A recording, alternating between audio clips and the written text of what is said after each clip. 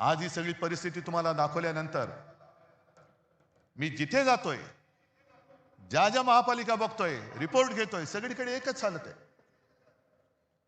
आपली ही सोन्यासारखी मुंबई, ज्याच्या ठेवी आपण 92,000 कोटीपर्यंत नेल्या होत्या, त्या यांनी 70,000 कोटीपर्यंत तोडलेल्या आहेत. आज आपण हे सगळं प्रदूषण बघतोय. हे नुसतं प्रदूषण नाही, हवेचं प्रदूषण नाही, हे भ्रष्टाचाराचं प्रदूषण आहे. जवळपास 3 लाख कोटींचा घोटाळा या दळबद्री भाजप आणि त्यांच्या या लाचार गद्दार सरकारने करून ठेवलेले, आपल्या डोक्यावरती मारलेले आहे. ही निवडणूक स्पष्ट आहे. आम्हाला महापालिका पाहिजे, का पाहिजे हे आम्ही दोघं सांगतोय. भाजपला का पाहिजे? कारण ती त्यांना अदानीच्या हातात घालायची आहे.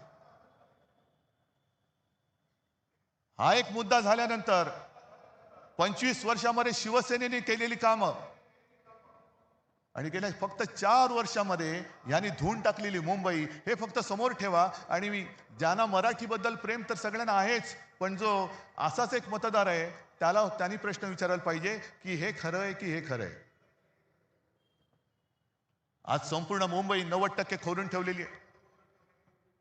म्हणजे एक ते पर्यावरण तज्ञ आहेत, केस भट मला वाटतं त्यांचं नाव, त्यांनी सांगितलं दिल्ली ही व्हेंटिलेटरवर आहे, तर मुंबई ही आयसीयू मध्ये आहे. उद्या आपण जगायचं कसं हे ठरवणारी ही निवडणूक आहे.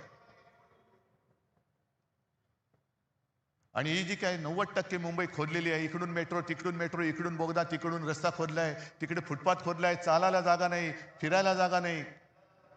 संपूर्ण मुंबईमध्ये धूळ आणि सिमेंटचं साम्राज्य आहे.